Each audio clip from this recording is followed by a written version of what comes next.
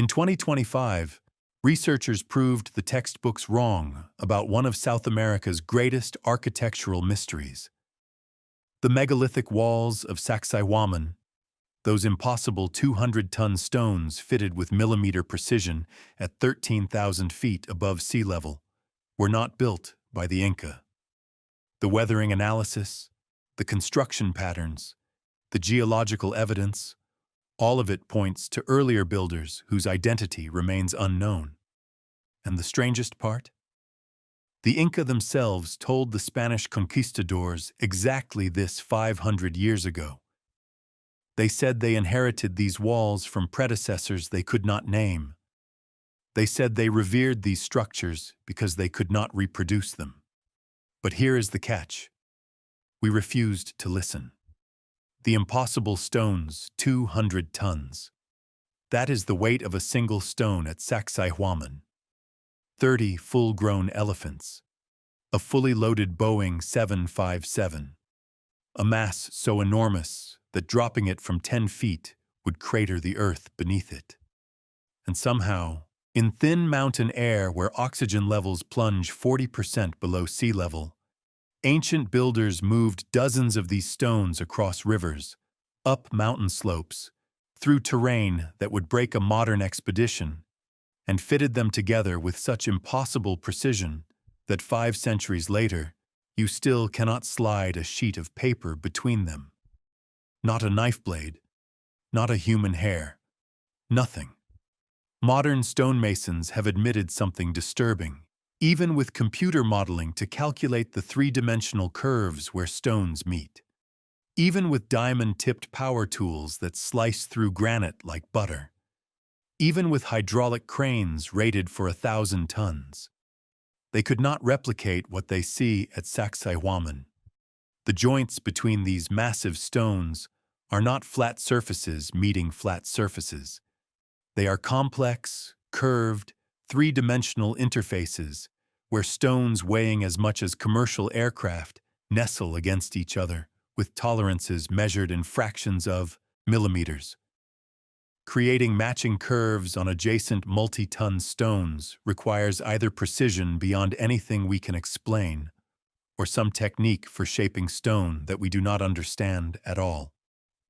The conventional story tells us the Inca accomplished this using bronze tools softer than the limestone they were cutting, without wheels, without draft animals capable of pulling such weights, without any construction records explaining their methods. For 5 centuries, we accepted this explanation because we had no other answer.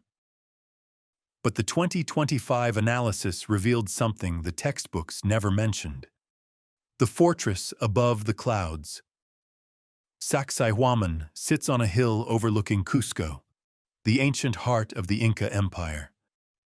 3 massive zigzag walls stretch nearly 1,000 feet long each, built in parallel tiers that rise from the valley floor like the serrated teeth of some sleeping giant. Walk along these walls, and you feel their presence pressing against you. Stones taller than houses, blocks wider than city buses, each one unique in shape, yet fitting its neighbors with the intimacy of puzzle pieces designed by some supernatural intelligence. When Spanish Secretary Pedro Sancho first laid eyes on these walls in 1534, fresh from conquering one of the greatest empires the Americas had ever seen, he wrote that it was a construction that appears impossible to describe, built of stones so large that no one who sees them can believe they were placed there by human hands. Garcilaso de la Vega, himself of Inca royal descent, a man who grew up hearing stories of his ancestors' achievements from his own mother's lips, put it even more bluntly. Those who have not seen it cannot imagine it. Those who have seen it cannot believe their eyes. These are not the words of mystified tourists. These are testimonies from men who had seen the great cathedrals of Europe, the fortifications of the Mediterranean, the engineering marvels of the Renaissance, men who had crossed oceans and conquered kingdoms. And yet nothing in their experience had prepared them for the Peruvian highlands. The stones of Sacsayhuaman are not simple rectangular blocks stacked in horizontal courses like conventional masonry. They are irregularly shaped polygons, some with 10 or 12 angles each, precisely carved to interlock with adjacent stones in complex, three-dimensional arrangements. Each stone fits its neighbors like a piece in a jigsaw puzzle, extending through 3 dimensions, with curves and angles that defy simple geometry. One miscalculation in carving any single stone would ruin the entire fit, requiring either starting over with a new 100-ton block or accepting visible gaps that compromise the structure. Yet Sacsayhuaman shows no visible gaps, no obvious mistakes, no abandoned failures.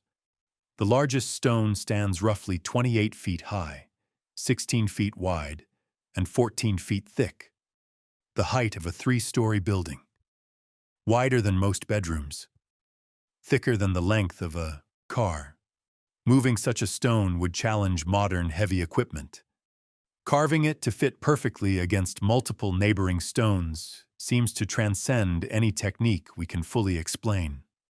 The 2 builders, Dr. Elena Vasquez, lead geologist on the 2025 Universidad Nacional de San Antonio Abad del Cusco research team, spent 3 years scanning Sacsayhuaman's walls with instruments capable of measuring surface dissolution to the micron. What she found kept her awake for weeks. Limestone erodes at measurable rates. Rainfall dissolves the surface molecule by molecule. Lichens and microorganisms colonize the stone, leaving telltale chemical signatures. Temperature cycles, freezing and thawing through countless seasons, cause mineral alterations that accumulate over time. These processes leave readable signatures that geologists interpret like tree rings in an ancient forest. But here is the catch. Different parts of the fortress showed dramatically different weathering characteristics. The massive polygonal blocks forming the lower foundations displayed weathering patterns, suggesting between 1,000 and 2,000 years of exposure. Potentially far older than the 15th century Inca construction date that appears in every textbook. These stones had been drinking in rainfall and enduring temperature extremes for centuries before the Inca Empire even existed.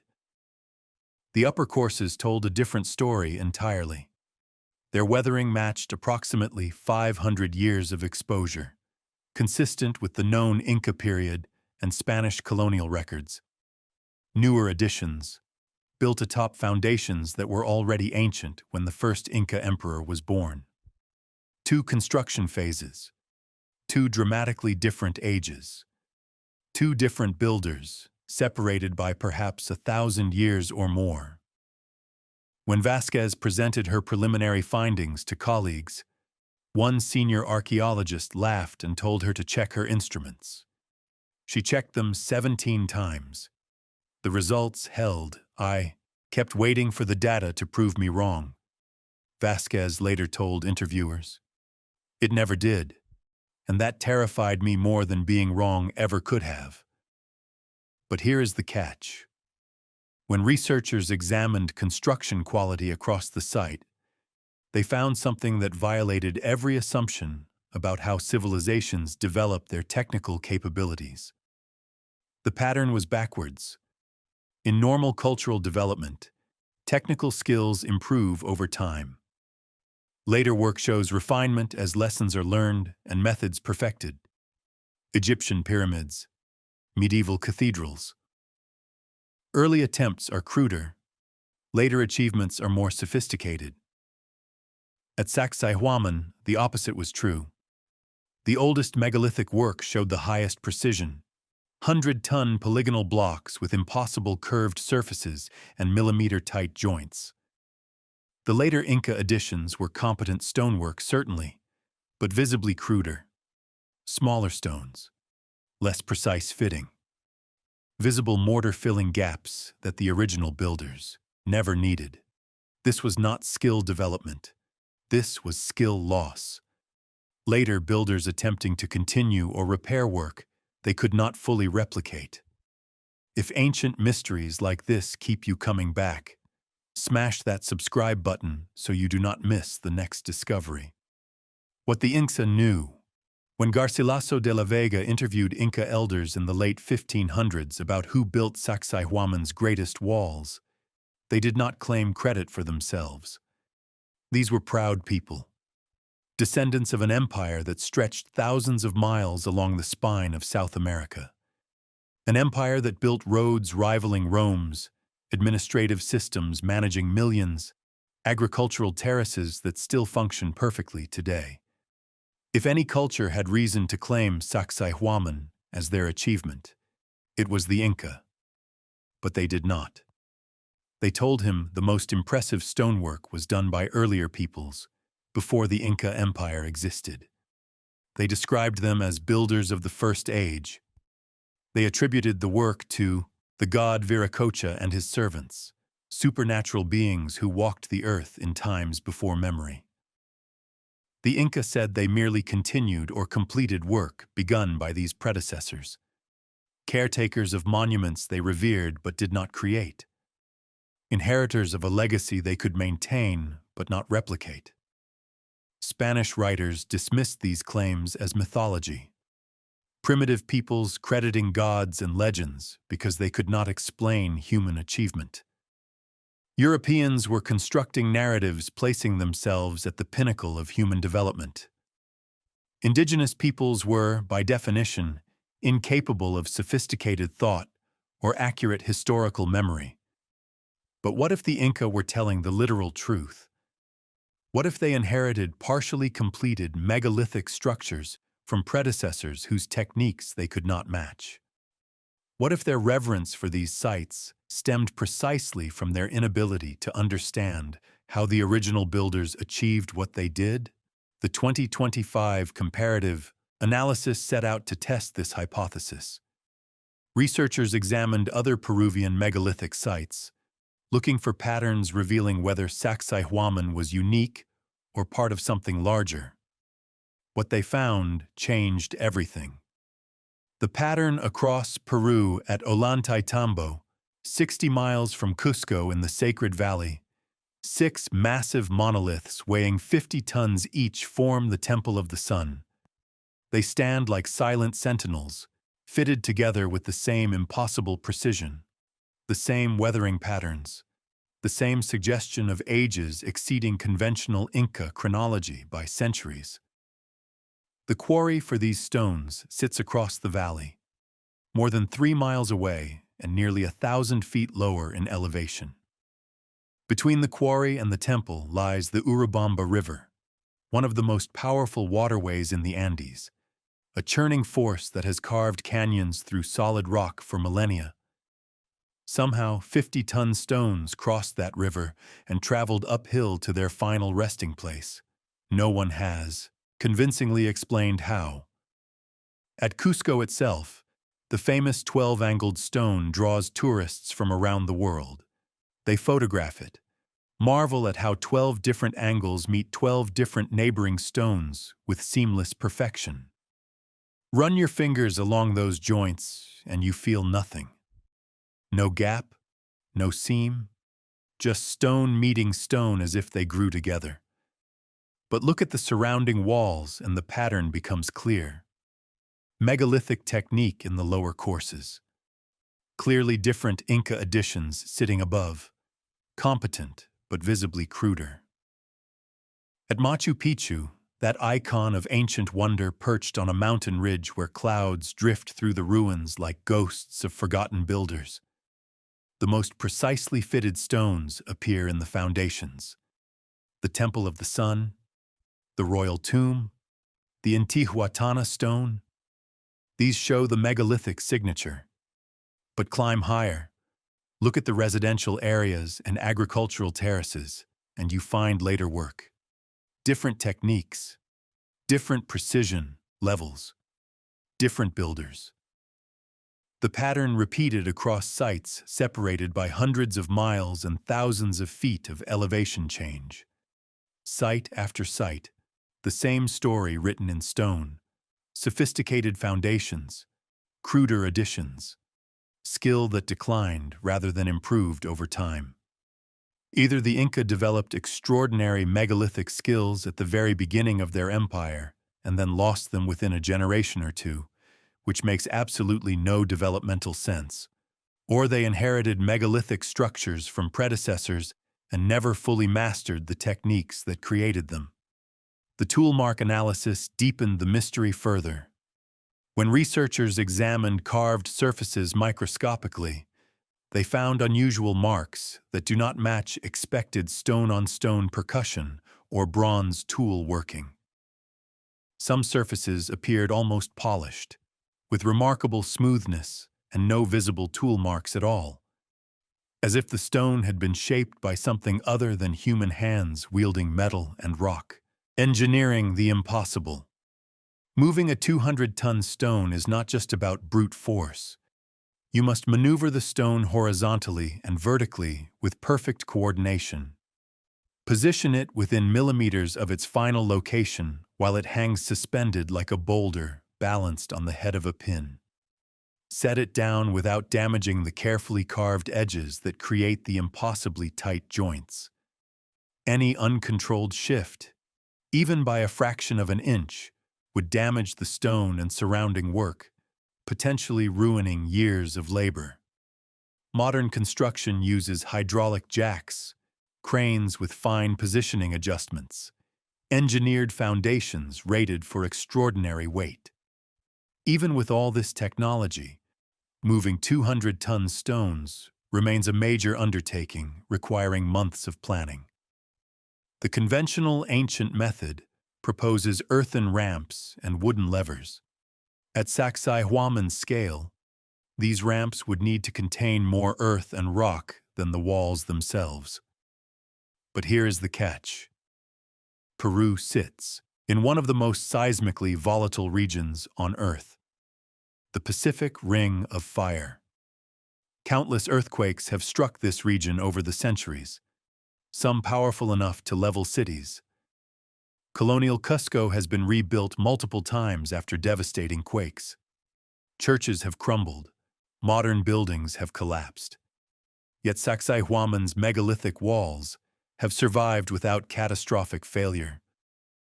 The polygonal interlocking construction creates flexibility that modern engineers now recognize as sophisticated earthquake-resistant design. During seismic shaking, the stones shift slightly relative to each other without catastrophic failure.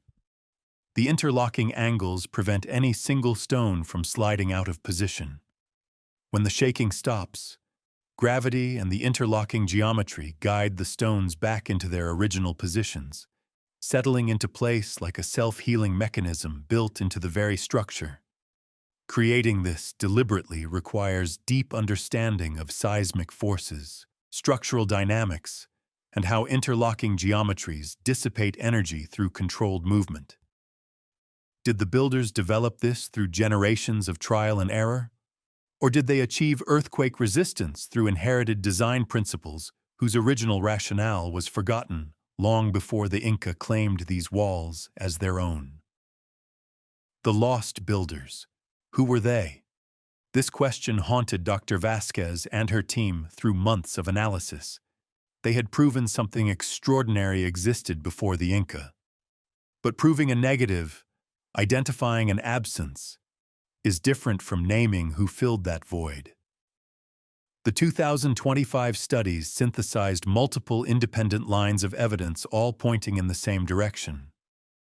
Geological sourcing showing distant quarries for some stones, quarries more than 20 miles away across impossible terrain. Weathering studies suggesting ages exceeding the conventional timeline by centuries or more. Quality variations indicating multiple builders with different capabilities working across different eras. Toolmark analysis showing unexplained characteristics that matched no known ancient technique. And the Spanish chronicles recording Inca oral traditions claiming inheritance of earlier work. Candidates include earlier Andean cultures like Tiwanaku, flourishing between 500 and 1000 CE near Lake Titicaca, whose own sites show sophisticated stonework. Or possibly even earlier peoples, whose names are completely lost to history, but whose stone constructions survive as their only legacy. Silent monuments from a civilization that left no other trace. The conventional resistance centers on radiocarbon dating, which consistently shows Inca period activity at these sites. But radiocarbon dating measures organic material associated with construction activity, not the stone construction itself. Charcoal from fires, plant remains in mortar, organic materials buried beneath stones. All of this reflects when people worked at the site, not when stones were originally carved and placed. If the Inca were modifying or building around existing megalithic structures, radiocarbon dates would reflect Inca activity while systematically missing original construction by unknown earlier builders. It is like dating a medieval cathedral by radiocarbon dating scaffolding used during 20th century restoration. You would get recent dates that tell you nothing about when the original stones were laid. "We have been dating the wrong thing for 100 years, Vasquez said. Not wrong in technique, wrong in assumption. We assumed the Inca built everything we found them using. They told us otherwise. We just did not believe them. What we refused to see. The conclusion is uncomfortable. We have systematically misattributed one of South America's greatest architectural achievements for centuries. The most impressive megalithic work at Sacsayhuaman probably was not Inca at all, despite centuries of academic and popular literature crediting them. For too long, scholars ignored or dismissed Inca oral histories, claiming the Inca inherited earlier builder work. They treated those accounts as mythology rather than accurate historical memory preserved through generations. But the Inca were telling literal truth. They revered these structures as sacred, precisely because they could not reproduce them themselves. This matters profoundly because it affects our fundamental understanding of cultural development in the Americas. If sophisticated architectural and engineering capabilities appeared earlier than recognized and were partially lost, American cultural evolution was more complex than simple linear progress narratives allow. It suggests cycles of rise and decline, knowledge gained and lost, achievements that could not be replicated by later peoples who lived among the monuments without understanding how they came to be. The stones that remember Sacsayhuaman's megalithic walls exist as undeniable physical evidence. 200-ton stones fitted with millimeter precision. Three-dimensional puzzles requiring capabilities challenging to explain. The weathering patterns suggest significantly greater age than we assumed. The construction quality declines rather than improves over time. The Spanish chronicles record Inca oral traditions, claiming inheritance from earlier peoples. The tool capabilities appear insufficient for the precision achieved. The evidence from 2025 points toward earlier builders whose specific identity remains unknown, whose construction techniques we cannot replicate with certainty, and whose achievements we have systematically credited to the wrong culture for 5 centuries. The mystery is not just how Sacsayhuaman was built, it is who actually built the megalithic portions, when they really built them, and why we resisted acknowledging the evidence for so long. The Inca told the Spanish conquistadors exactly what happened. They inherited these walls from predecessors. They revered them as sacred. They could not fully reproduce them themselves. We dismissed their words as mythology. Perhaps it is time to start listening. The stones remember what we have forgotten. They stand in the thin mountain air, fitted together in impossible perfection, waiting for us to finally ask the right questions. And maybe at last, we are ready to hear the answers they have been holding for thousands of years. If this changed how you see ancient history, hit that like button and subscribe. For more deep dives into lost civilizations, click the video on your screen now to see what else the textbooks got wrong.